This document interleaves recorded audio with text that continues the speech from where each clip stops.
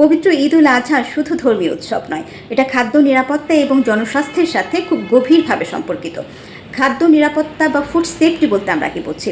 এটা এমন একটা ব্যবস্থা যেটা কিনা খাদ্য উৎপাদন থেকে শুরু করে ভোক্তার নিকট পৌঁছানো পর্যন্ত কোনো স্তরেই ক্রস কন্টামিনেটেড না হয়ে যেন আমরা রোগাক্রান্ত না হই এবং পুষ্টি গুণাগুণগুলো যেন অক্ষুণ্ণ রেখে সেটা গ্রহণ করতে পারি, সে পুরো ব্যবস্থাটাই হচ্ছে খাদ্য নিরাপত্তা বা ফুড সেফটি।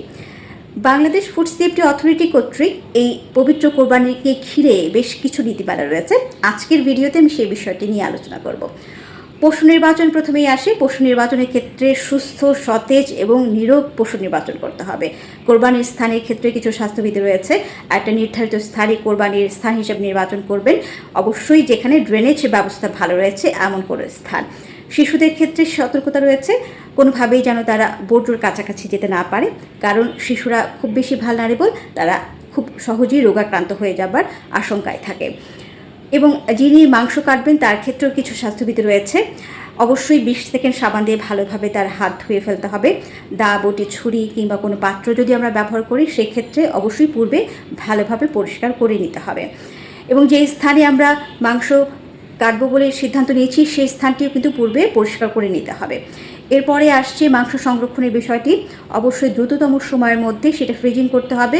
ফ্রিজিংয়ের ক্ষেত্রে অবশ্যই ফিফো পদ্ধতিটা ব্যবহার করতে পারেন এবং প্যাকেট কিংবা কন্টেনারের গায়ে আপনারা তারিখ লিখে রাখতে পারেন, তাহলে খুব সহজেই আপনারা বুঝে নেবেন যে কোন প্যাকেটটি আগে বের করে সেটা ব্যবহার করা যেতে পারে।